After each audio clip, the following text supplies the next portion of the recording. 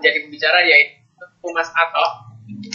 Berikut sebelum Mas Ato nanti mempresentasikan, berikut izinkan saya untuk memperkenalkan Mas Ato terlebih dahulu. Sudah kenal. Share screen. Nah, berikut video datanya Mas Ato atau biografinya. Mas Ato Ilah ini saat ini merupakan sedang menempuh studi doktoral UGM dengan sejarah. Kemudian ini merupakan riwayat pendidikan beliau. Nah, beliau menempuh S1 di UNY untuk program studi pendidikan sejarah. Kemudian beliau S2-nya di program studi ilmu sejarah di FIP UGM tahun angkatan 2012, dan beliau juga mondok di Ponpes Al Munawir Krapyak, dan beliau juga sempat menulis buku tentang Yai Ali Maksum yang berjudul di sini. Wah, ini banyak sekali nih. Nah, ini banyak sekali, nanti kalau saya baca satu ini nggak ada selesai-selesainya ini. Ya, biografinya Mas Ato ini. Menurut saya langsung saja, monggo Mas Ato memulai saja. Nanti untuk pertanyaan silakan dimasukkan ke kolom chat dulu yang ingin bertanya. Tapi nanti akan ada sesi pertanyaan sendiri. Nanti monggo Mas Ato setelah Mas Ato presentasi nanti akan ada sesi pertanyaan. Oke, monggo Mas Ato untuk presentasi. Semoga. Terima kasih sekali Mas Wahid. Assalamualaikum warahmatullahi wabarakatuh. Waalaikumsalam warahmatullahi wabarakatuh. Teman-teman semua di acara yang diselenggarakan oleh Narbi sebagai ketuanya. Kemarin saya sempat ngobrol Narbi tentang Majesto. Jadi ini mungkin saya akan menyampaikan beberapa penelitian penting, sedikit penelitian penting saya tentang Majesto. Walaupun tentang Majesto ini masih saya teliti sifatnya baru segmentatif ya, sebagai baru bagian dari penulisan jurnal saya yang terbit di Patrawijaya dengan judul Patronase Politik di Keraton Yogyakarta abad 19. Di situ saya menceritakan tentang bagaimana komunitas Arab di Yogyakarta itu terbentuk, dan tentu karena Yogyakarta sendiri wilayahnya di sebelah selatan, itu maka membutuhkan titik-titik perantara yang nanti akan saya sampaikan. Itu adalah mungkin pentingnya adalah surat dan mungkin nanti bisa saya di kontrol waktunya melalui Wahid ya, melalui grup, karena memang agak panjang. Tapi yang jelas saya ingin menyampaikan sebuah peradaban pertama Islam di Jawa Tengah bagian selatan, dan ini memang belum begitu banyak dikaji, walaupun banyak sejarawan-sejarawan besar seperti De Graaf, Shed, Wiglaf, kemudian Ringers juga pernah membahas ini. Tapi saya ingin memberikan sebuah gambaran bahwa dulu daerah komplek Merapi Merbabu dipegang oleh raja besar bernama Prabu Andaya Ningrat. Itu tentu dalam babat tanah Jawa nanti bisa ditemukan dengan Andiawan, salah satu tokoh besar yang pernah memegang kekuasaan total di wilayah Jawa Tengah bagian sini. Jadi ada yang penting di sini bahwa ada sebuah grup. Di sini Graf menulis tentang adanya istilah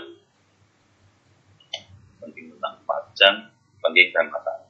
Pajang dan Pengging dan Mataram itu merupakan daerah yang kemudian menjadi Islam atas jasa besar yang disebut Wali Tembayat atau Sunan Pandanarang sendiri. Nah, dan memang ini adalah situs yang pengetahuan saya, sejangkauan apa yang pernah saya baca, itu adalah situs tertua untuk pusat perziarahan bagi masyarakat kaum petani Islam di daerah Jawa Tengah bagian selatan, khususnya abad 17. Tentu kehadiran Wali Sunan Tembayat ini kemudian menjadi besar ketika ada kekuasaan yang kita tahu bahwa pertama Sunan Tembayat sendiri adalah keturunan dari Bupati Semarang, lalu yang kedua juga memiliki garis keturunan dan atau kekerabatan masa umat. Terus yang selanjutnya adalah bahwa Sunan Tembayat ini sangat dihormati oleh dua figur raja besar, yaitu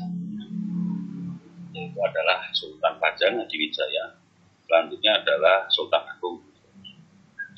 Hal itu terbukti melalui tulisan-tulisan yang ada di berbagai kitab. Yaitu pertama tahun 1556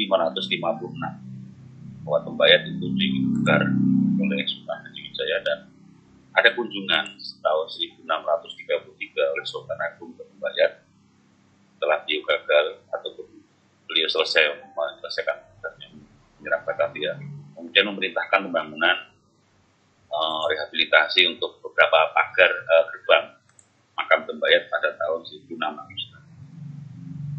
Sejauh catatan-catatan para sejarawan berdasarkan mungkin sedikit catatan dari Kompiers, bahwa Sunan Bayat ini menurut Graf berjuang menegakkan Islam di wilayah yang saya sebut Pajang, Pengging, dan Mataram. Mungkin akan saya tambah klausa sedikit tentang Giring plus Majasto. Itu selama 25 tahun, artinya bisa dikatakan seperempat abad beliau berdakwah di situ dan sangat terkenal dengan istilah Patem Bayat. Dan menurut ringkas, beliau itu start dari Semarang itu tahun 1512. Jika beliau berdakwah 25 tahun, maka akan menuju angka bahwa beliau meninggal sekitar tahun 1902, wafat tahun 1903. Dan jelas apa yang dalam Digital Speaker disebutkan bahwa Sunan Bayat ini adalah sosok yang paling ideal konsep Islam Jawa. Bahkan di Jawa Tengah bagian selatan, peran dari Sunan Bayat sendiri itu secara simbolik direpresentasikan dari bentuk pipisan atau representasi dari Brawijaya. Nah, kenapa bisa seperti itu? Asumsinya Skriga mengatakan bahwa peran dari Sunan Bayat ini walaupun sama dengan Madung di Banyumas itu lebih melekat di masyarakat bagian itu, Paglen, Pajang, bahkan sampai Montonegoro kita bisa satu di daerah Madiun dan daerah. Kemudian beliau meninggalkan yang jelas adalah jaring kekerabatan keturunan yang kemudian melegenda. Salah satunya kita harus menyebut adalah keluarga Kacuran. Kita tahu bahwa pasca wafatnya Sultan Agung, Kacuran ini tumbuh besar. Dan mohon maaf, memang ada sebutan Ambalik ya. Dan di sini kebesaran dari Kacuran ini secara politik ini memang didukung oleh dua jalur genealogi ulama yang berasal dari Set Kalkum pernah tinggal di Wonogale dan maupun dari darah keturunan dari Panon. Baca disebutkan bahwa hubungan kekeluargaan itu mulai terjalin ketika Ki Ageng Pemanahan juga menikah dengan Rasul, itu saudara kandung dari Panembahan Kacuran, dan memiliki salah satu keturunan yang menurut saya adalah yang dijanjikan oleh Sunan Giring bahwa besok Kiai Giring bahwa besok turunan ke-7 setelah pengumuman ini, maka yang menjadi Raja Mataram adalah setelah Kajuran Pembayat. Nah, itulah nanti muncul namanya pada Pak. Kemudian selanjutnya tokoh yang paling terkenal dari Kajuran itu kita harus mengatakan bahwa ada peristiwa penting di tahun 1610 ketika terjadinya pemberontakan Wonosobo akhirnya membuat keraton Pleret jatuh pada tanggal 28 Juli dan membuat Amangkurat Galwangi menyelamatkan diri menuju ke arah barat, tinggal di daerah Sebarat. Dan yang terjadi perubahan besar dalam peradaban Mataram itu adalah kota Mataram kemudian pindah ke Pajang. Itu ini menjadi sebuah, menurut saya pribadi sebuah besar karena awalnya mereka dari mana awal dari berasal dari Pajang sudah yang lebih selatan lagi di Gede, nah, kemudian selatan lagi ke Pleret, ke Kertang, yang ke Pleret, yang akhirnya kembali lagi ke atas. Selanjutnya ada yang penting dari peristiwa ini, yaitu yang jelas adalah bahwa kemudian juga muncul sebuah pergantian gelar dari Kerajaan Mataram, Sultan Mataram itu adanya gelar Pakubuwana. Dan tentu Pakubuwana ini walaupun pada waktu pemberontakan tidak berada di pihak Kajuran, mereka salah satunya adalah juga pendukung dari Amangkurat, yaitu salah satunya adalah Rangkusumo.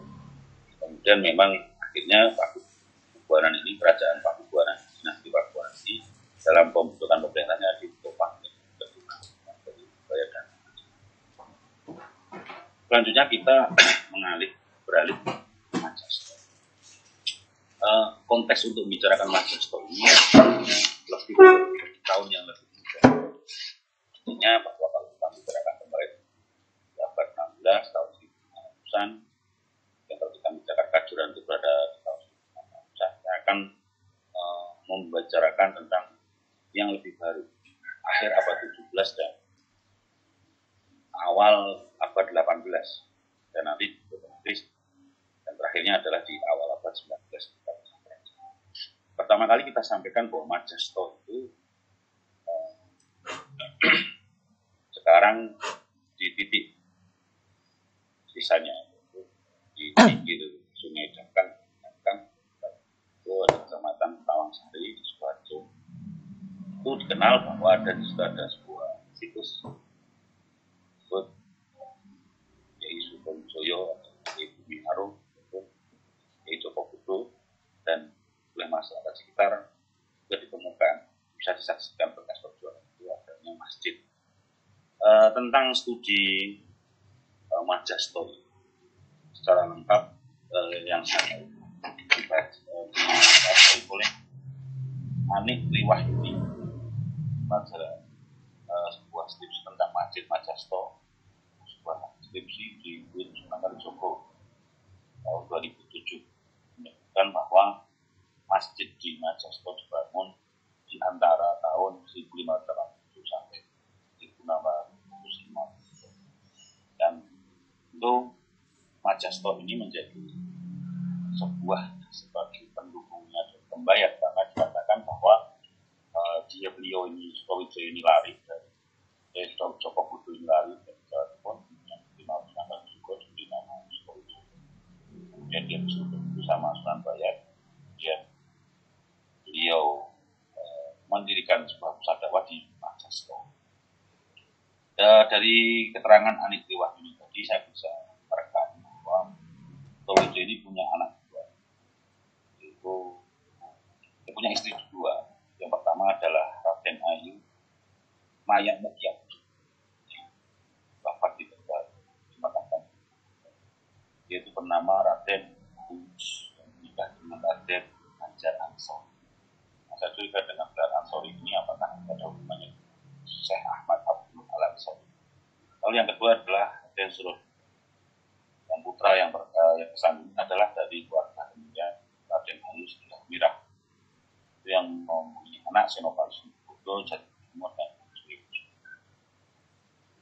selanjutnya dari Majas ini cerita-cerita apa yang dikumpulkan dari sekolah lokal di sini bisa membantu bahwa beliau ini adalah putra ke-107 dari Brawijaya, dan dikabarkan juga bahwa beliau adalah salah satu dari 4 murid kesayangan dari Sunan Kudus. Yang paling menarik adalah, ya, dan saya juga belum tahu apa namanya Kericu, dan seolah-olah sama dengan, tapi dalam penelitian yang saya lakukan bahwa nama Majesto ini sebenarnya sudah muncul di salah satu sebuah karya sastra, yaitu yang sangat terkenal adalah Serat Wali Songo. Dalam Kemenku di tanah Jawa, Wali Songo itu salah satunya menyebut nama Ki Ageng Majestro. Cuma bedanya kalau Majesta atau kalau laporan dari Komenel dan Majestro. Kalau di Serat Wali Songo ini ada hurufnya R, Majestro. Di situ dikabarkan oleh penulis buku ini bahwa Serat Wali Songo ini dikumpulkan oleh Hertanoyo yang terbit oleh TP 1 di Solo. Di 1994 itu diterbitkan lagi di Surakarta oleh Hertanoyo. Itu mengatakan bahwa dalam Langgam Asmorodono disebutkan ada nama Ki Ageng Majestro. Artinya kalau memang catatan dari Sunan Giri benar, tapi Majestro ini memang umurnya dia setara atau minimal semasa pendidikannya yang ada di sekitar Kembangan. Yang kedua adalah catatan yang paling penting bahwa dari studi Peter Carey sendiri mengatakan bahwa di Majestro ini terdapat sebuah tokoh Arab, Arab namanya Mas Lurah, atau yang disebut dalam babat Ponorogo adalah Mas Lurah Majesto. Mas Lurah Majesto ini salah satu orang penting yang berkumpul dengan Pangeran Diponegoro ketika masa-masa awal Perang Jawa di Semarang, dan beliau menemukan sahidnya, sampai disebutkan dia menemukan sahidnya di sekitar daerah Semarang. Artinya dari itu saya mulai berpikir bahwa Majesto itu ada sebuah pendidikan agama, ada sebuah pusat pesantren yang dipimpin oleh salah satu keturunan. Maka di jurnal Pramudia saya kemudian berusaha dan bahwa Majesto ini adalah lintasan penting yang mulai bangkit ketika tahun 1678 itu Semarang menjadi penting menggantikan Jepara, menjadi pusat dari pintu perdagangan atau pintu diplomasi untuk berhubungan dekat dengan Mataram. Dan itu ini kemudian menjadikan Semarang ini juga menjadi sebuah pusat delegasi politis dan perdagangan ekonomi. Maka di situ otomatis akan timbul betul pemukiman atau pusat-pusat pendatang Arab, Cina, dan Mongol. Nah, dari situlah proses-proses selanjutnya sebuah babat bahwa ternyata para orang-orang Arab ini sudah terlibat dalam pusat-pusat pendidikan di Semarang. Kemudian saya mendapatkan sebuah catatan literasi dari Musa Kazim. Itu menyebutkan bahwa tahun 1000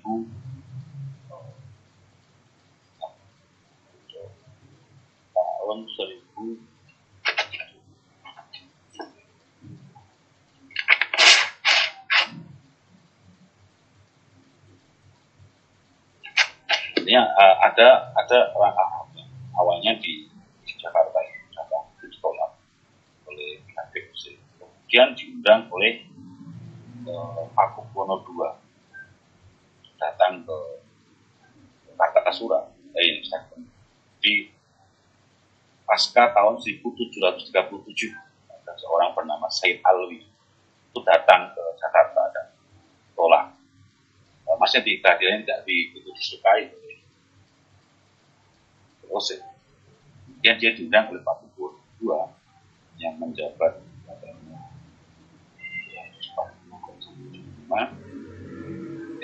yang menjabat ya itu, kemudian dia diundang ke Kartasura.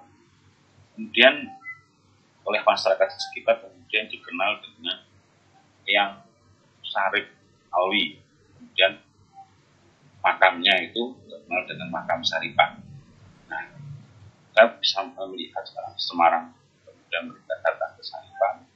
Kemudian di dalam penelitian saya sebutkan bahwa dia datang ke Majasto, Pembayat, dan Yogyakarta. Ini merupakan sebuah titik-titik penting.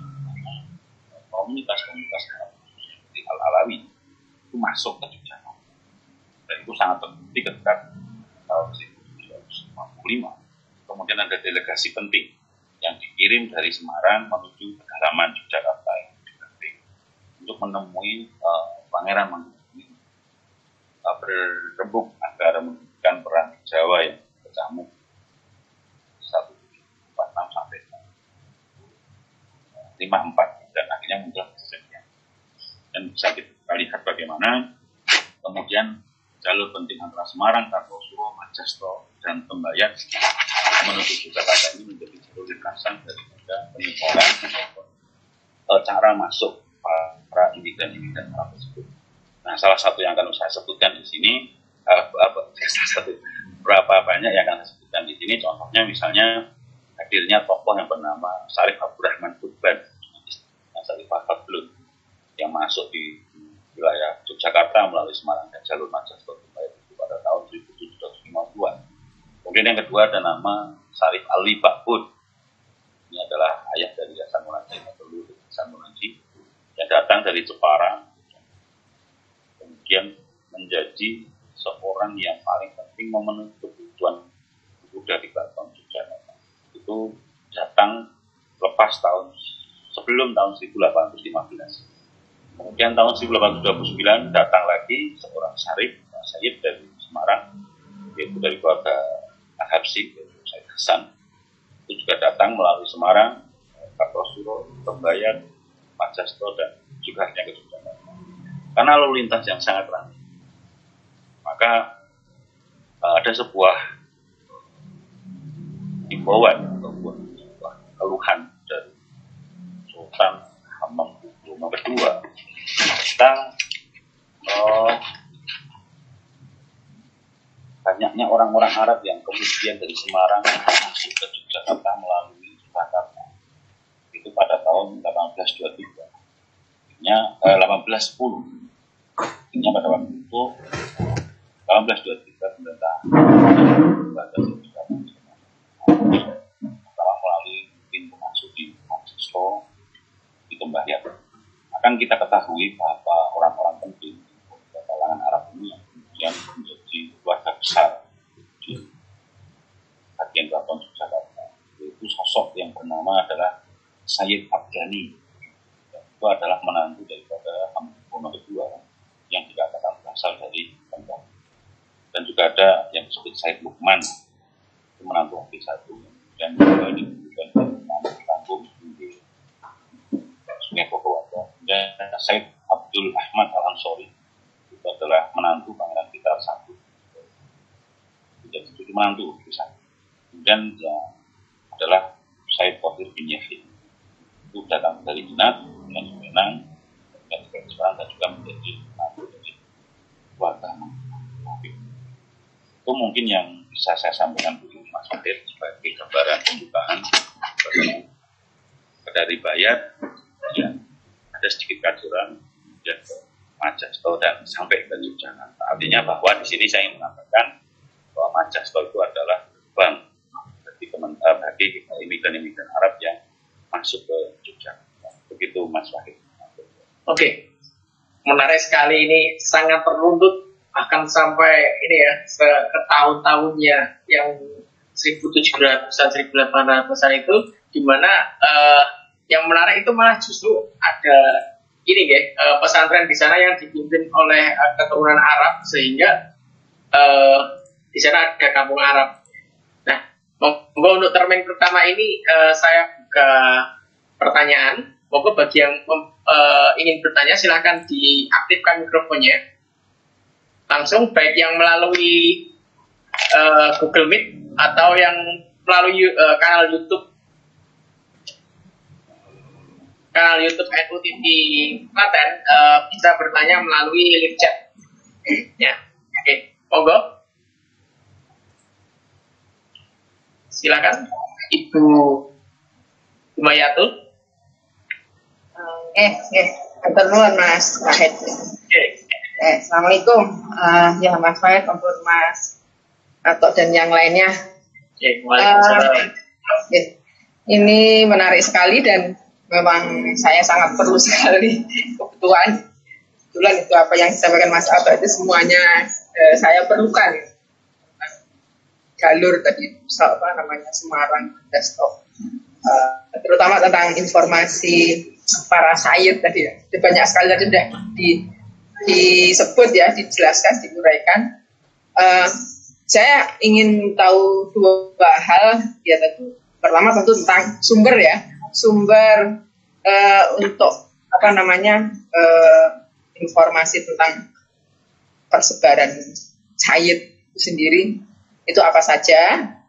Kemudian yang kedua, mungkin Mas atau bisa menceritakan setelah itu persebaran para saya itu sangkan parahnya sekarang ada di mana saja gitu, yang melewati jalur itu sampai ke Jogja itu.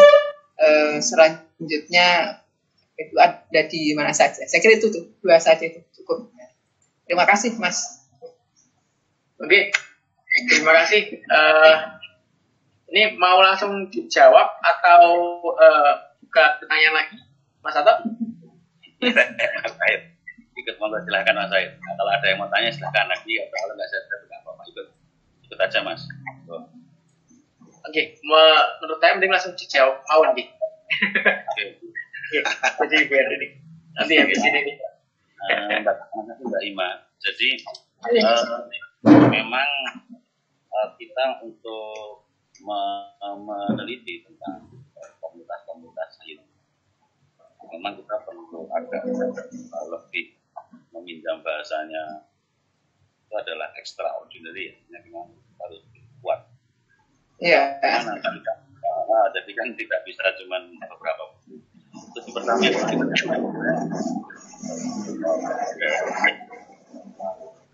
di kan tahun 2008 Arbi Hadramut. Lalu yang kedua itu sudah diterjemahkan. Sebentar tadi agak putus tadi. Sudah diterjemahkan tahun 1889 oleh ini yang apa itu? Yang Van den Berg tentang koloni Arab. Oh ya. Oh yang itu lagi oleh komunitas bambu. Lalu yang kedua, saya mengambil tentang yang tadi yang di Majestic. Itu saya justru malah melihatnya dari cerita babat dari babat Mangkubumi kalau nggak salah. Ya, babat Mangkubumi itu disebutkan di situ dengan jelas ya. Itu dikutip dikutip oleh Purwodiningrat.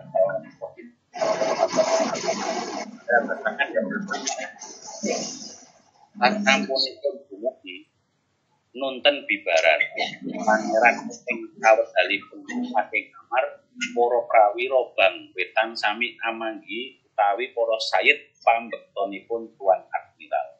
Artinya di sini para sayid itu hadir di Semarang ketika perjanjian Giyanti.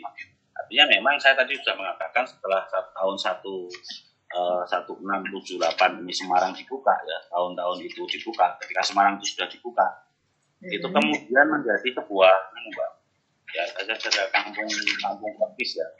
Dan kita bisa ketahui Mbak, ternyata koloni di Semarang itu juga koloni tua. Di tahun 1810 atau 12-an mereka sudah punya Kapten Arab yang pertama kali. Jadi cuma kehadiran sampai hari ini dia kalah oleh komunitas dari Koja. Makanya di Semarang juga ada Pekojan seperti itu. Lalu selanjutnya saya mulai menemukan dari tulisannya Pak Muhtazim itu, nanti saya kirim bukunya, saya lupa. Cuma saya kutip di jurnal saya, Mbak. Mungkin bisa baca jurnalnya di Patra Widya yang tahun 2003,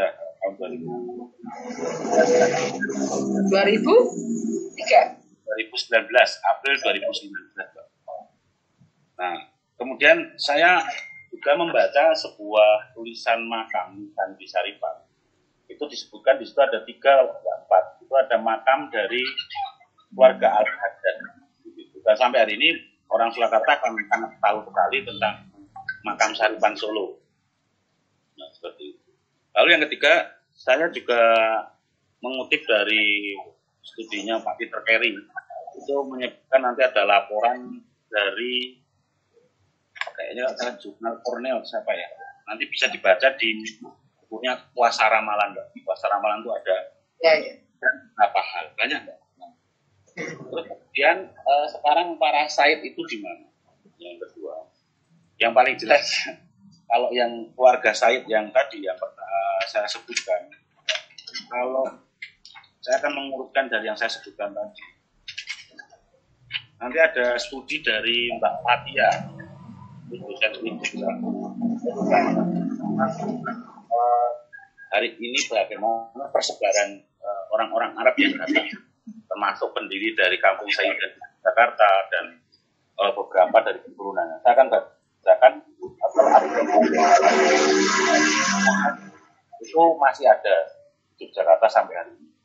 Untuk keluarga Alwi Bakbut, itu keluarganya ya keluarga Hasan Munadi. Itu ada di Bulus, kemudian ada di Kermas dan berbagai hal tersebar. Bahkan itu ada dari keluarganya, ada yang nanti keluarga dari Arab Jawa. Banyak itu seperti keluarga-keluarga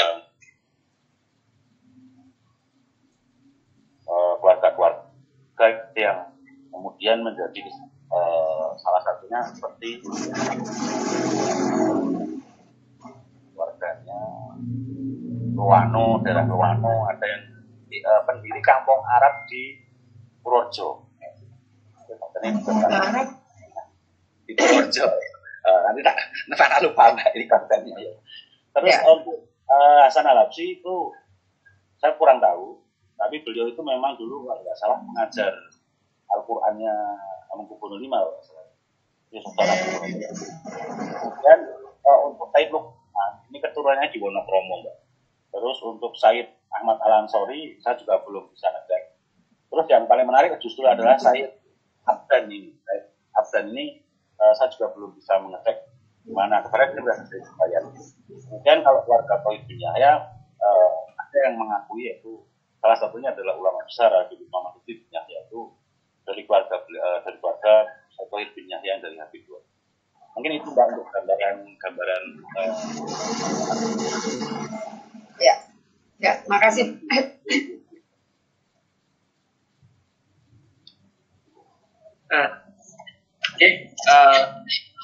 Jadi itulah referensi dari yang Said dan Syarifat di antaranya yang saya tangkap dari Bapak Semarang, kemudian dari papernya beliau, juga di buku di papernya beliau yang ada di pustakanya. Itu, sampun cukup, sudah cukup.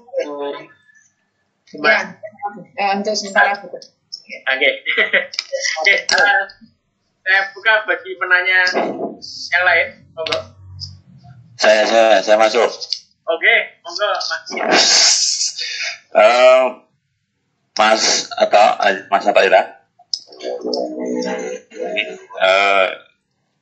Kemarin beberapa kan waktu saya baca-baca sejarah tentang Pangeran Diponegoro, termasuk dulu bukunya Milal bin Zawi, terus kemudian banyak referensi yang menunjukkan bahwasannya Kiai Ngabdani itu adalah tokoh bayat yang tanda kutip disowani Pangeran Diponegoro sebelum berperang, dan itu juga ditulis di buku lama tentang perjuangan Tumenggung Prawiro Digdoyo. Itu juga sebutkan tentang itu. Nah, waktu saya iseng untuk naik-naik ke kompleks makam Sunan Pandanaran, itu ada tulisannya Simbah Tabiani. Nah, oleh ya orang yang ya masyarakat yang mungkin lebih mumpuni di komplek itu mengatakan Kiai Tabiani ini bapaknya Kiai Ngabdani. Nah, gitu. Nah, itu mungkin kalau masih ditelusuri berarti kan ada semacam persilangan pernikahan ya, ada pernikahan antara keluarga Pandanaran sama keluarga para Said dan di atas juga konon PP Zulfikar itu kan pernah ke situ. Nah, konon itu makam Sultan Cirebon itu katanya juga yang bermarga apalah itu ada berkaitan dengan Basaiban juga dimakamkan di komplek makam Sunan Pandanaran. Namun selama ini saya kan malah belum pernah mendengar ada makam ataupun peninggalan para Sayyid, para Syarif di komplek makam Majesto, Bumi Arum atau mungkin sekitaran situ. Itu ada, emang ada sih makam Habaib, tapi itu tidak sejaman sama beliau. Itu yang di daerah Sambeng, perbatasan 3 kabupaten, yaitu Klaten, Koarjo, dan Gunung Kidul. Itu ada persimpangan 3 ini, ada makam seorang Sayyid di situ, tapi konon nggak berkaitan sama atau sezaman sama Simbah Ki Ageng Majasto. Demikian, Mas.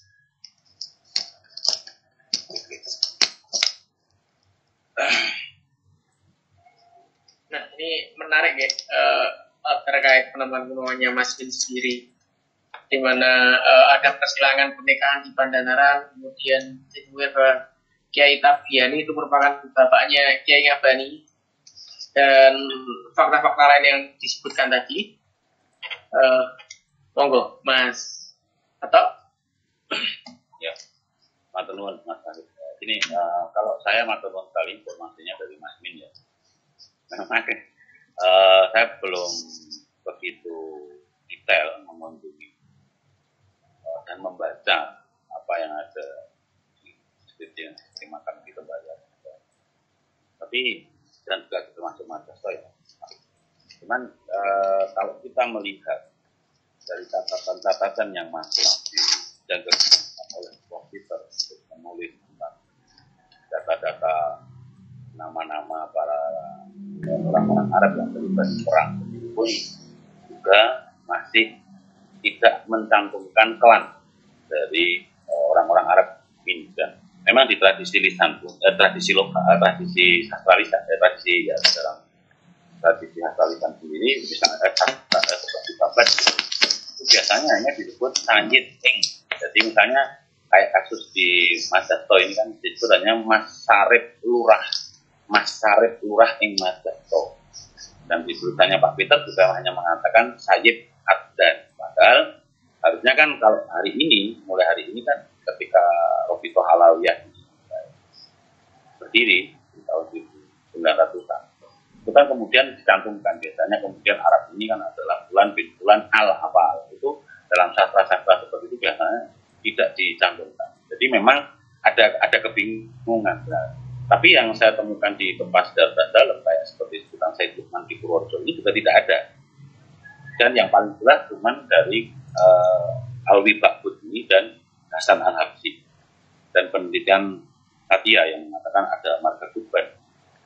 Nah, artinya mungkin ya, asumsinya baru mungkin bahwa memang seorang sayyid itu biasanya diberikan kehormatan, dimakamkan di makam yang keramat atau yang dimuliakan. Contoh misalnya di Mangi, Yogyakarta, sayyid itu dimakamkan juga di Kompleks Mbah Nurima.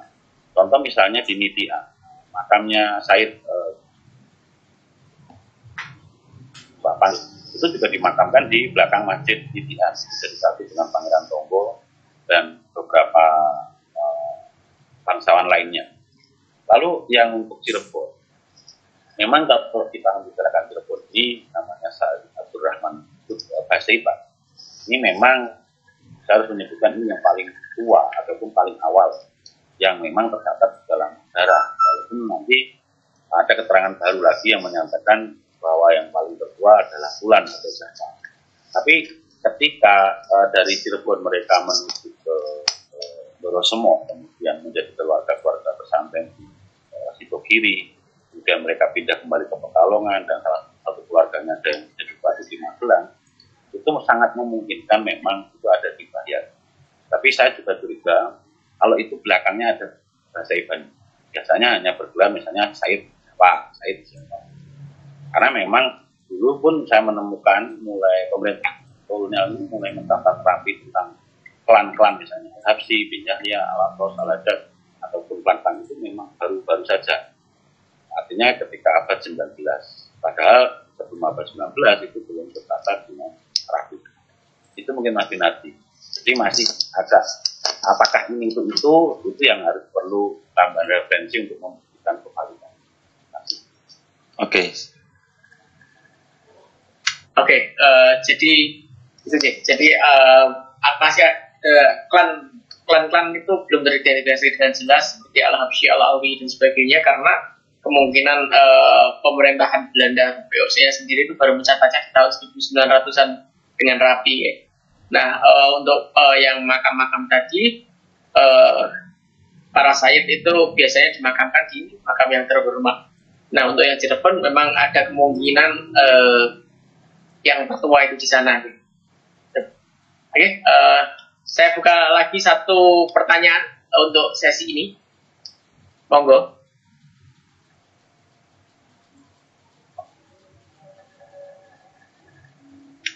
Monggo bagi yang ingin bertanya, silakan langsung dinyalakan mikrofonnya. Mungkin untuk yang di kolom link chat, oh iya, ya mohon, oh iya, belum ada. Nah, monggo, saya kira karena belum ada pertanyaan, monggo untuk sesi 2, monggo dipun lanjutkan lagi, monggo Mas Ato. Oke, ini ada pertanyaan dari Bu Hima. Babat Mangkubumi disimpan di mana, Mas? Halo, monggo Mas Ato. Oke, makasih. Bu Hima lagi nih. Ya, Mbak Ima, Babat Mangkubumi itu sudah diterjemahkan, Mbak, di perpustakaan FIB juga ada, dan itu sudah diterjemahkan dalam bahasa Indonesia. Tapi untuk kalau memang perlu yang di asli, ini ada di Perpustakaan Nasional. Kemudian juga mungkin ada di Museum Sono Budoyo. Tapi yang jelas sepenting Babat Mangkubumi ini sudah diterjemahkan dalam bahasa Indonesia. Lalu selanjutnya yang kedua juga Babat Mangkubumi ini juga sudah diterangkan secara luas di bukunya Pak Riklef tentang judulnya Yogyakarta. Saya lupa lihat. Kayaknya judulnya kalau nggak salah, ya Yogyakarta, bahwa pemerintah Mangkubumi itu sudah diterangkan bagaimana di situ juga ada menyebut beberapa kalangan Arab juga sama dengan apa yang disebutkan oleh Peter Terry. Begitu Mbak Ima. Jadi nggak sulit nih untuk Babat Mangkubumi. Nah, memang ada di itu ya, ada di Jogja Under Mangkubumi itu ya. Di mana Mbak? Jogja Under Mangkubumi itu dari situ semua ya. Banyak kan. Itu bagian dari Babat yang juga Mbak. Seperti itu. Oke. Itu mudah. Baca Mas Said. Oke. Jadi Babat Mangkubumi bisa ditemukan di beberapa referensi sudah cukup banyak ya. Di Museum Sono Budoyo dan di Perpustakaan Nasional dan di buku-bukunya mungkin ini ya beberapa yang ini sudah mengulas Babat Mangkubumi. Saya kira karena sudah 3 pertanyaan di sesi pertama, monggo Mas atau Menawi Kerso untuk melanjutkan lagi apa yang ingin disampaikan, mungkin ada lagi.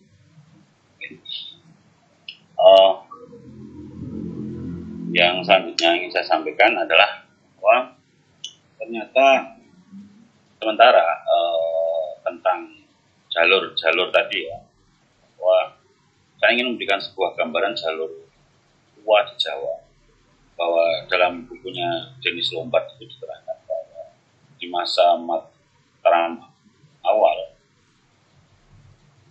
itu jalan untuk dari pusat kerajaan Mataram menuju ke Pantura, menuju Laut Utara itu kan melalui Magelang, kemudian melalui daerah, saya menyebutnya lebih enaknya itu adalah Parakan, itu daerah Tersono ya, daerah Tersono, terus kemudian ke Tegal. Jadi jalurnya itu awalnya ada kedatangan seorang utusan PBC itu mulai datang ke Mataram melalui Semarang. Dan bisa kita bayangkan pada waktu itu, kemudian Semarang itu menjadi sebuah pintu penting sebagai pengganti dari Sparta dan Tegal. Nah, sangat dimungkinkan di sini bahwa komunitas-komunitas Arab yang mulai terbangun di Semarang itu memang masuk melalui pintu-pintu yang artinya gini, ketika saya orang asing, maka saya harus datang ke suatu titik, itu pasti ada suatu rekan saya kenal dengan orang itu.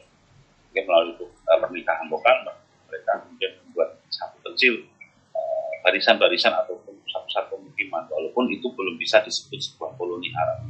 Dan saya meyakini di Majasto itu ketika dalam Bapak Diponegoro disebutkan dalam catatan-catatannya, ada salah satu catatan Kiai Ali dari Bayat itu yang melaporkan kepada Patih Danurejo IV bahwa Pangeran Diponegoro sedang ingin meminta dukungan kepada Majasto yang merupakan kampung dari ibunya beliau lahir untuk mendukung perang yang akan dia lakukan. Artinya apa? Artinya kalau seorang keturunan Arab ataupun bangsawan Arab yang disebut Masrurah tadi mempunyai sebuah otoritas agama, pendidikan pesantren di sana, artinya saya yakin itu beliau adalah menantu. Jadi bukan karena beliau merintis itu, tapi beliau saya kira beliau adalah orang yang mungkin menjadi menantu tokoh agama di Majasto, kemudian meneruskan perjuangannya mendirikan pesantren, meneruskan pesantren itu. Dan saya bisa membayangkan bahwa sangat luar biasa sekali nih Mas Lurah Majasto ini ketika dia bisa punya peran yang kuat. Walaupun ini baru dalam dugaan saya yakin ini ada hubungannya dengan yang di Saripanso. Artinya secara pertumbuhan saya akan mengatakan bahwa Semarang lebih kuat, kemudian tumbuh di Saripanso, kemudian baru mereka masuk ke Majasto dan Pembayan. Baru kemudian muncullah di Yogyakarta yang disebut Kampung Arab Saidat. Nah, pertanyaannya akan menjadi unik ketika lalu pasar Kampung Arab yang sekarang di Solo itu pasar Kliwon itu mulai kapan? Nah, nah dalam catatan-catatan yang saya temui baik dari karya-karyanya Said Abu Bakar, Sahab Asfar ataupun data-data koran kolonial ketika saya cetak tesis, memang Kampung Arab yang di pasar Kliwon ini memang lebih mudah sekali. Bahkan itu bisa saya katakan mulai tumbuh pada transisi abad ke-20. Jadi dulu kampung-kampung Arab yang paling tua itu yang di selatan ada di daerah Magelang, kemudian di daerah Bolinggo ya, sekarang kita kenal dengan daerah Jumoyo. Kemudian juga ada yang di Temanggung. Nah, kenapa kok kampung Arab di selatan tidak begitu kuat? Karena memang di jalur semua titik-titik selatan Jawa itu semua dipenuhi dengan pemukiman orang-orang Koja. Nah, inilah mungkin suatu stimulus ya buat saya pribadi dan teman-teman yang ingin sekali mencoba ataupun menggali lebih dalam sebenarnya bahwa ada sebuah pemukiman Arab di Majasto dan Pembayan ini yang mungkin sampai hari ini kemudian hilang ataupun tidak terlacak. Itu aja Mas Faid, mungkin Bu, sejenis kayak pancingan buat kita semua untuk lebih memikir ulang ada sebuah realitas di masa lalu yang perlu. Terima kasih sekali Mas Sato. Ini kita dikasih pancingan lagi nih, karena ini tadi saya diskusi dengan Mas Sato, katanya formatnya itu diskusi ringan saja, jadi modelnya Mas Sato. Apa kemudian nanti pancing atau sudah terpancing akan langsung Bapak menyalakan mikrofon. Jadi Mbak Alial Danu tadi udah beberapa kali menyalakan mikrofon. Mungkin dari tadi sudah geram untuk kasihnya atau bertanya. Kamu nggak bagi yang lain?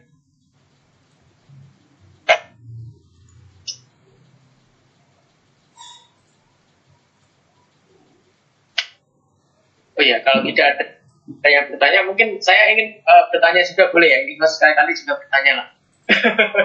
Ini Mas Sato, kalau nggak salah dulu saya bukan background saya bukan sejarah ya. Saya orang ekstrak matematika, tapi saya itu pernah baca itu babat itu kan ini ya.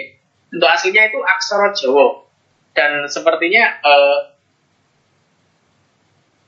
maksudnya bukan untuk kayak bentuk kan persis dengan ada yang diajarkan sekarang langsung modern atau baku yang di pepak-pepak bahasa Jawi itu mana babat-babat itu? Sebenarnya kalau masalah babat ini harusnya kita undang teman kita lagi satu, Mbak Santi dari Sastra Jawa UGM. Oh, emang gini aja Mas, gini, bukan masalah itu penting, cuman ada yang lebih menarik. Memang sejarah kita ini kan kita bisa tahu tentang banyak hal. Misalnya hari ini, misalnya kita tahu tentang Mataram, atau kita tahu tentang apa saja. Itu kan rata-rata pada umumnya kan sebenarnya itu kan dari babat sendiri, dari babat. Cuman yang baca itu adalah para ilmuwan-ilmuwan di masa kolonial, seperti kita mempunyai babat Isma, kemudian yang menggunakan Prof.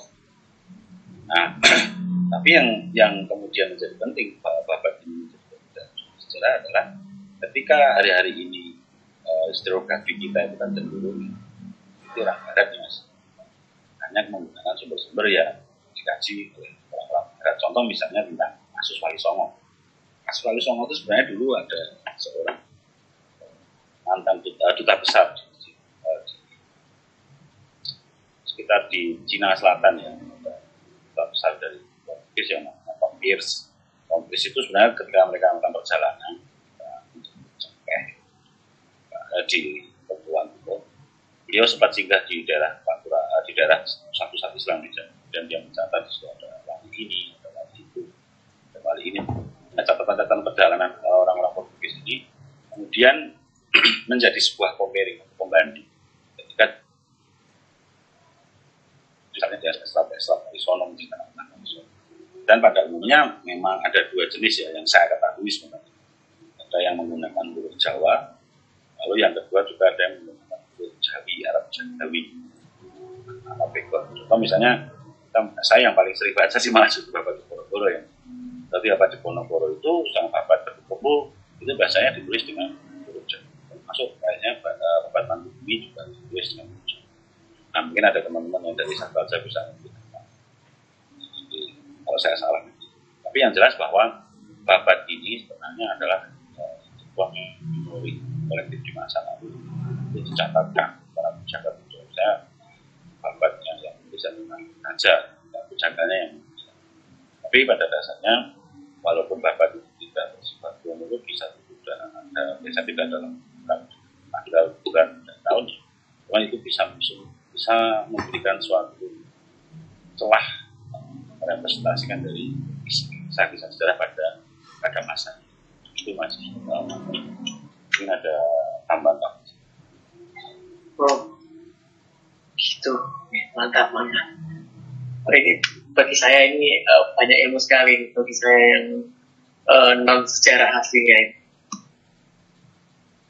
Menyenangkan sekali. Oke, monggo bagi penanya lain untuk silakan menyalakan mikrofonnya untuk bagi yang ingin menanyakan.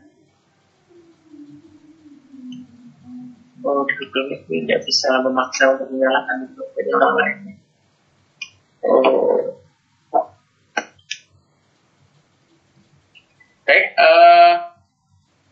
Mas Sato, mungkin ingin melanjutkan lagi? Oke, Mas. Ya, itu waktunya sudah lebih 5 menit. Oke, tapi ini ya sudah. Tapi monggo mawon, misalkan Mas Atok masih bersemangat untuk menyalurkan ilmu-ilmunya sehingga kami tetap berbangga hati, bersenang hati untuk ini menerimanya ini, dan sepertinya semuanya juga mendengarkan dengan hikmat, khusyuk, ya. Ya, ada suatu hal yang menarik yang ketiga yang saya sampaikan. Jadi hari ini sebenarnya ada dua kajian. Sebuah nama daerah, kemudian nama daerah itu adalah sebenarnya mencerminkan dari gambaran-gambaran apa yang membuat nama daerah itu kemudian dekat dengan identitas. Atau misalnya Saripan tadi. Saya juga sangat tertarik dengan Saripan. Makam Saripan Solo. Dan itu makam haji. Tapi memang kata Saripan ini jelas dari istilah syarif. Itu saja di Yogyakarta di kampung Sayidan. Nah, kampung-kampung Arab di masa lalu tidak seperti peranatannya kolonial. Kalau kolonial akan menggunakan itu adalah kampung Arab. Kampung Arab tidak kemudian punya kampung Sayyid atau Sayyid distrik Sayyid gitu tidak ada. Nah, itulah anehnya. Jadi ketika orang-orang Arab itu ikut sama keraton atau kekuasaan Islam lokal, itu kemudian jelas bahwa mereka itu masih menggunakan nama Jawanya, ya Sayyidan, ya Saripan. Nah, tapi yang komunitas Arab, orang Arab yang hari ini bangkit lagi, yang hari ini ada, contoh ya Pekalongan, ya kita hanya menyebut itu Suki Waras. Kalau yang di Solo ya Pasar Kliwon, tapi tidak ada identitas misalnya kampung Araban atau kampung Halawiyan. Lalu anehnya kalau saya melihatnya bahwa hari ini itu memang kita nama itu tidak ada label atau identitas Arab, tapi wujudnya sekarang hanya orang Arab yang tinggal di situ. Tapi kalau dulu kok namanya itu memakai identitas Arab, tapi hari ini sudah tidak ada orang. Itu aja mungkin Mas Wahid. Jadi kita mungkin mulai curiga jangan-jangan di Majasto atau di pinggir-pinggir daerah-daerah Bayan Situ atau daerah mana itu ada istilah-istilah bahasa Sayyidan, apakah Saripan atau apa. Mungkin kita. Oh, oke. Ini ada dua penanya ini, Mas Atok izin nih, mungkin ini dua penanya terakhir nih. Yang pertama itu dari Mbak Alia Daniel. Apakah ada di Kota Klaten kampung Arab, Mas? Apakah ada kampung Arab di Kota Klaten? Mungkin menjadikan kita bahas Bayat dan Majisto yang erat banget, gitu. Apakah masih ada sekarang itu? Mungkin pertanyaannya gitu, mungkin.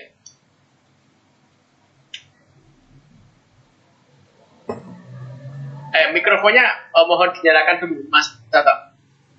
Ya, saya ini ya. Ketika saya ngobrol-ngobrol di Klaten, Pak, dia kan lebih tahu. Gitu. Saya serawung lama di Klaten ini kok belum ada yang saya tahu. Jadi kalau kampung Arab itu memang, kalau kita mengatakan kampung Arab itu biasanya Mas, itu biasanya dengan Kauman, kemudian dengan alun-alun Kadipaten, kemudian dia punya masjid, dia punya musola kecil, misalnya musola Langgar Arab, kita lihat di daerah Kalongan gitu, ada masjid jaminya, di Solo juga ada masjidnya, masjid apa itu namanya Skaf, kayak gitu. Walaupun di Solo itu tidak dekat dengan Jakarta. Jadi memang kampung Arab itu konstruksinya memang seperti itu. Hari ini yang banyak itu hari-hari ini banyaknya ya toko-toko mebel. Tapi untuk kalimat kampung Arab di Klaten ini mungkin nanti teman-teman dari Klaten ya, monggo kita lebih bantu saya untuk menjawab. Itu aja Mas Wahid. Itu mungkin mengingatkan ini ya, kalau di Jawa itu kan masih strukturnya itu kan kayak masjid agung atau masjid jami, alun-alun, kemudian ini ya, kadipaten ya. Gitu. Mungkin jadi biasanya strukturnya itu di sekitar Kauman itu misalnya. Ya, mungkin itu. Atau mungkin Mas Min mau menambahi sebagai sesepuhnya Bayat Klaten ini. Orang sesepuh. enggak. Saya mohon maaf ya, itu kalau di Bayat sendiri, kata-kata yang berbau Arab saya dengar, saya belum pernah melihat itu. Ya Saidan, ya sedikit-sedikit Arab itu mungkin ruweng, kan no mungkin, tapi kan itu juga tidak kuat. Enggak, ini serius bang. Nah, kalau di Kauman itu malah ada di Wedi, sekitar Pasar Wedi itu ada namanya Kauman, dekat konon dek komplek makamnya Jiwa Serabinya Sunan Pandanaran itu. Terus di Cawas itu juga ada masjid kuno, sekaligus juga kampungnya namanya Kampung Kauman. Sebelah selatannya itu juga kampung, ada masjid kunonya itu di petanya tahun 1930. Sedangkan sebelah timurnya dekat petilasan Sunan Kalijogo itu juga ada masjid kunonya. Dulu namanya Kunci, sekarang namanya Tanjung desa itu. Sedangkan di Pedan itu konon ada makamnya para habaib di situ, tapi ya belum banyak diketahui siapa, tapi oleh masyarakat sekitar katanya itu ada beberapa habaib yang disaraknya di situ atau dimakamkan di situ. Kalau di Klaten memang nggak ada ya secara spesifik yang mau itu baik Kauman. Kauman ada beberapa, tapi ya yang saya tahu Kauman itu hanya di Cawas, Pedan, Wedi. Mungkin Pak Budi mungkin bisa nambah nanti. Terus kalau nama Saidan, Syarifan atau apalah itu belum pernah dengar selama saya tinggal dan hidup di Klaten ini. Terima kasih Mas. Oke.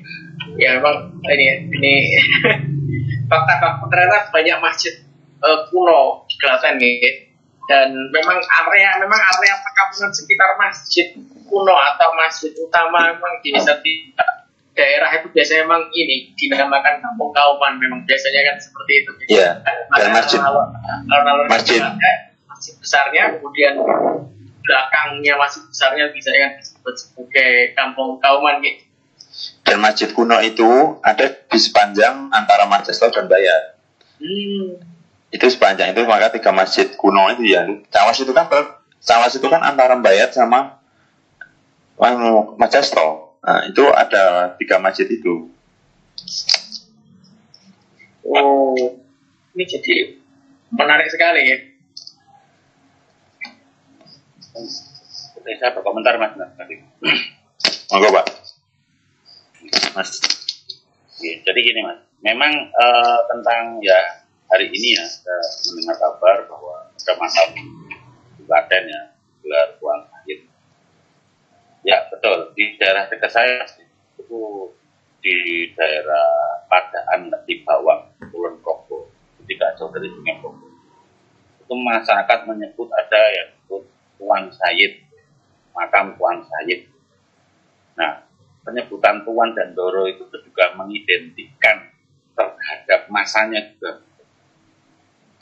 Setelah saya cek di Bapak di Ponorogo itu juga memang menyebutkan di Ponorogo di Salak Mambeng atau Salak Malang itu memang ada bernama Said Muhammad, itu meninggal di situ.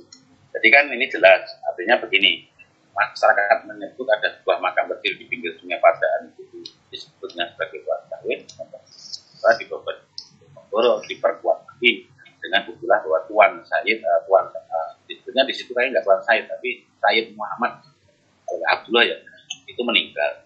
Nah, saya pernah berkonsultasi dengan beberapa orang politik tentang secara lisan, itu mengatakan bahwa itu juga keluarga yang disebutkan dari Cirebon tadi. Nah, memang saya ulangi lagi bahwa orang-orang kita itu tidak secara detail mengetahui tentang sebenarnya Arab ini punya klan apa, marga apa, padahal silsilah mereka itu bertaut dengan klan itu. Jadi misalnya dari Al-Habsyi itu siapa, dari siapa dari Binyah, siapa. Nah, padahal sanad itu, silsilah itu bersandar dengan klan-klan. Nah, ketika itu masuk di Jawa, itu kebanyakan di sebelum abad 19 ya, atau 18 itu yang tahu cuman Sayyid A, Sayyid B, atau Tuan Sayyid. Itu ketika mereka sudah menjadi Arab Jawa, mereka sudah menikah dengan Jawa dan ada yang mendapatkan gelar kejawaan, misalnya sebetulnya kayak Tadanuningrat ini, namanya Alwi, Baseban. Nah, itu orang manggilnya tidak lagi tidak manggilnya Alwi, tapi sudah sebutannya Ndoro Alwi. Nah, Ndoro itu sama dengan tuan. Nah, kebudayaan wan atau tuan ini sebenarnya terjemahan dari istilah dari Said. Begitu, Mas. Oke. Ya, menarik sekali ini. Tadi kita yang ingin memancing-mancing Mas Atok dan saya, sekarang malah kita yang terpancing oleh pertanyaannya Mbak Alia Daniel. Sehingga kita bahas apa ini. Ini pertanyaan kedua, Mas Atok. Ini masih ada 2 pertanyaan lagi. Mau diakomodasi. Pertanyaan terakhir mungkin Mas.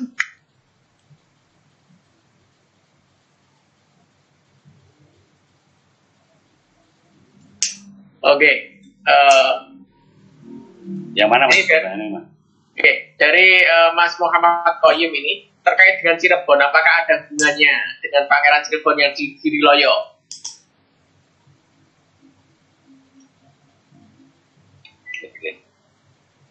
Ya. Jadi kalau untuk Pak Saibannya itu saya belum punya silsilahnya, hanya belum punya sumbernya.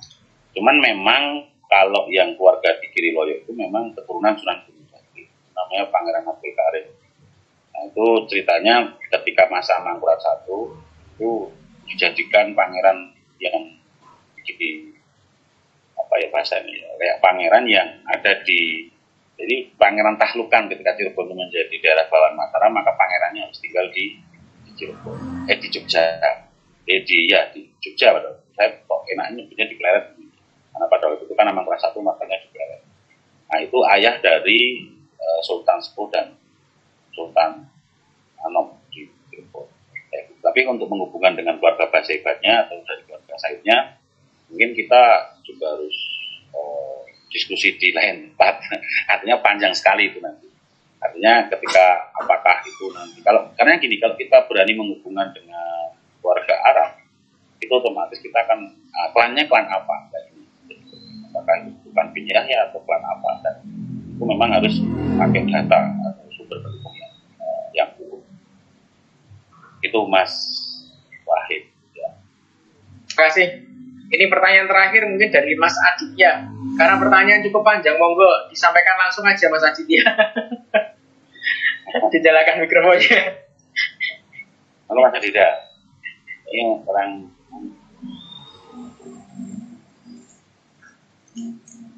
Sugeng sonten Gus. nggih. Nggih. Terima kasih nih Ketua dari KPSKP. Dalam perjalanan Gus ini memang peralihan angka ya Gus. Memang ini mau cerita pengalaman sama juga mau flashback juga tentang Majapahit. Bibarokatil Masyhur. Kalau yang masyhur kan kebanyakan sekarang udah jadi pondok Gus. Misal kayak di Kediri Lirboyo itu kan Mbak Abdul Mursyad. Terus di Pandanaran juga Tembayat dan Sakti Turute, terus yang Bibarokatil Bil Mastur itu kan banyak yang tersembunyi lah kalau cara Jawa lah ingkang mawung geri dan belum. Terus mau langsung aja ke latar belakang di peralihan ini kan memang belum lama saya mendapatkan misal sekarang 1441 Hijriah. Tapi di situ ada cuplikan pembagian antara 2 simbolik ketika dibagi kan orang mengatakan ini Rawi kembar atau tahun kembar. 1441 ini ketika dibagi 2 kan menjadi 572. Ada 572 ini kan mijilnya Kanjeng Nabi Muhammad bin Abdillah saking gariskan. Terus mau lanjut lagi Gus. Perjalanan saya silaturahim ke Majasto sampai 4 kali saya ke sana. Itu yang menarik menurut saya itu kan di sana kan ada Pundung. Berada Pundung itu tidak jauh dari makamnya Ki Ageng Majasto Kanjeng Sutowijoyo. Terus di situ juga Pundungnya itu juga belum lama karena itu kan dari garis jamaah Pekalongan yang masih mengamalkan dan dipasangin oleh apa. Kalau dulu pernah cerita juga ada pesir untuk jaga sana. Di Bantul itu ada juga Ki Ageng Pater, itu juga ada pundung kecil. Terus waktu di Madiun tempatnya Mbak Abdul Ki Ageng Besari bin Abdul Mursyad Kediri itu juga pundung. Nah terkait nanti juga di daerah Mangunan itu ada Ki Ageng Rajek Besi, itu nanti masuknya simbolnya Cokropotro. Nah, terus ini kembali lagi Gus, ini yang menanyakan pada intinya merujuk tentang pundung Gus, secara istilah bahasa dan simbol tentang pundung berkaitan peralihan Majapahit Islam. Untuk kacamata sendiri secara zaman seperti apa Gus? Oh, simbol-simbol pundung itu identik dengan Majapahit. Nonton mawon Gus. Oke Mas Astia. Menarik, saya senang sekali. Ini ya sebenarnya tadi Mas tidak sempat saya presentasikan ya. Jadi kalau ini saya, ya Mas ya, kita bertukar bebas. Tadi kan sudah saya saya kurang begitu belum mengerti sekali ya di pundung itu apa. Tapi mungkin apakah pundung itu nama apa ya? Mungkin dalam bukunya masih di Santoso itu ada yang namanya Sudah baru gitu, tentang nama-nama daerah yang berasal dari Tuhan. Tapi yang jelas ada suatu hal yang menarik bahwa ibunya si Diponegoro, Pangan Diponegoro yaitu Mangkoro Wapati, itu kan kabarnya keturunan dari Majasto, keluarga dari Majasto dan masih keluarga dari Ki Ageng Prampelan. Nah, yang uniknya lagi adalah ternyata Ratu Ageng atau permaisuri dari HP1 itu juga bernama Tejowati ya. Itu juga dari kampung Kapundung dan juga sama-sama dari Ki Ageng Prampelan. Terus di situ nanti kalinya otomatis ke Sultan Bima. Artinya memang Pundung ini yang setahu saya di kampungnya namanya Kapundung. Tapi saya apakah itu letaknya di dekat Majasto kayaknya enggak ya. Itu aja Mas. Jadi gambaran memang kampung Kapundung ini dulu diceritakan bahwa menjadi tempat dari permaisuri dari HP1. Seperti itu Mas, saya bisa seperti itu. Tapi yang kok orang Pundung menjadi suatu batas antara Majapahit dengan transisi dari apa yang menunjukkan tentang Majapahit, saya belum begitu bisa begitu. Mungkin Mas Aditya mungkin bisa menambahi saya artinya tentang Pundung itu apa gitu. Kalau setahu saya memang ketika saya sowan jamaahnya Pekalongan Gus, yang waktu itu memang ada acara Maulid Abad di Wonogiri, waktu itu saya diajak ke Sukoharjo di Ponowaren, tidak jauh dari Ki Ageng Majasto juga. Beliau sempat menceritakan istrinya Pak Jianto itu pernah dapat Akriya Al-Had, dapat mimpi ketika itu didatangi oleh Abah Lutfi. Didatangi Abah Lutfi, waktu itu datang ketika itu istrinya Pak Ji itu mau berpergian dan Abah Lutfi berpesan jangan pun mboten sah lunga-lunga, pun mang teng riku mawon teng riku enten simbah-simbah nika mang jaganen mang rumaten. Ini kula bareng ke kita pernah pun ijo. Nah setelah berapa tempo yang lalu saya silaturahim lagi, ketika itu istrinya beliau bercerita juga tentang kitab ijo. Nah ternyata kitab ijo itu waktu itu beliau menceritakan Nurul Burhani, Manaqib Nurul Burhani. Nah dan di tempat area yang tidak jauh juga dari Ki Ageng Majasto juga pernah dari Gus Ali Samsudin Ketapang Boyolali bercerita juga Gus, kalau di Majasto juga tempat bertahannya Nyi Ageng Sera, di situ tempat ada namanya benteng apa ya istilahnya untuk payung teduh itu buat nutupin dari gerianya Belanda. Tapi kalau secara telisik sejarah tertulis belum ada, cuma menurutnya Gus Ali Samsudin di situ tempat bertanya Nyi Ageng Serang waktu gerianya Pangeran Diponegoro. Tapi untuk Pundung sendiri saya juga kurang paham Gus, karena memang saya juga merujuk dari literasi sejarah yang tertulis. Cuma kalau secara bilgoib cerita-cerita kan juga diperbolehkan, tapi kan belum tentu memperkuat yang lainnya secara akliyahnya ayat ini komi akalnya itu kan belum memperkuat juga. Rasanya seperti itu Gus. Terima kasih Gus Mas Wahid. Ya. Nah, oke. Terima kasih Mas Adit untuk penjelasannya yang luar biasa, panjang sekali. Dan mohon maaf ini karena keterbatasan waktu dan kita sudah molor 25 menit ini dari perjanjiannya saya dengan Mas Ato, ini mohon maaf sekali. Karena menarik ya Mas, jadi sayang untuk diakhiri sebenarnya. Oke, mungkin sebelum saya tutup mungkin Mas Ato ada pesan-pesan, bukan pesan-pesan terakhir ini maksudnya, pesan-pesan untuk menutup ini, untuk diskusi angkringan kali ini. Mungkin nanti selanjutnya ada diskusi angkringan lagi dan Mas Ato bersedia mengisi lagi juga, monggo. Ya, saya Mas ya. Jadi tadi ini saya cari, ternyata betul ya. Pundung itu ternyata pohon. Nah, pohon yang bahasanya itu Bacaurea racemosa atau pohon kapundung. Betul. Jadi tadi saya baru menduga itu pohon. Dan itu di Jawa Barat juga ada sungai terkenal Cikapundung. Terus ternyata pohon kapundung ini kalau hari ini itu disebutnya pohon menteng. Makanya di Jakarta ada daerah namanya Menteng. Itu karena ada pohon kapundung. Buahnya mirip dengan, tapi berhubungan dengan nama Tejowati sendiri dari pohon kapundung itu jelas menghubungkan bahwa batu itu memang sebagai, saya menduga itu sebagai sebuah legitimasi penting buat Raden Mas Sujono yang kemudian menjadi untuk closing statement, saya di sini ingin menyampaikan bahwa kita itu sebenarnya punya di pantai utara ini adalah gerbang peradaban yang penting sejak masa lalu, seperti kasusnya bagaimana Dieng itu sebelum abad ke-10 pusat perziarahan, maka saya mengatakan sudah masuk ke wilayah Asia Tenggara yang mereka masuk dari pantai datang naik untuk hidup. Saya juga bisa mengatakan bahwa ternyata tidak mungkin kampung Arab di Jogja di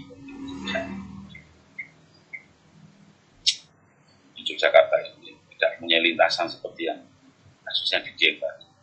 Ternyata juga punya sebuah pintu masuk yang saya sebut Semarang, atau Suro Saripan, Sesto dan Bayat ya, berjalan menuju Yogyakarta. Dan tentu ini sebenarnya ada yang menarik, harus kita lebih bahas nanti pancingan kalau kita mau ada angkringan lagi, yaitu Kampung Taji. Kampung Taji ini kan kita Mataram sejak tua. Saya yakin di kampung ini masih ada makam ataupun situs peninggalan yang penting, karena kampung ini juga milik dari Ki Ageng Taranglo yang sangat terkenal sekali. Dan Taranglo adalah guide-nya Mbak Ki Ageng kemarin ketika masuk ke Jogja tentang membuka alas. Itu mungkin yang bisa saya sampaikan Mas Fahid. Jadi memang kita harus belajar lagi pentingnya tentang rute-rute masuknya peradaban baru. Jadi artinya apa? Artinya kita sekarang itu tidak menjadi seorang yang selalu berpikir tentang sentralistik, Pak. Surakarta ini top, dan Yogyakarta ini top. Tapi padahal untuk membentuk sebuah Yogyakarta top, Surakarta top, Aksan top, itu pasti ada peta-peta ini. Nah, ada di peta-peta titik-titik inilah ada suatu dusun atau ada di desa, ada sebuah wilayah yang justru sekarang hilang dalam kajian sejarah kita. Dan ini perlu kita ambil. Nah, kita bisa hari ini kita kalau ke Jakarta kan tahunnya kan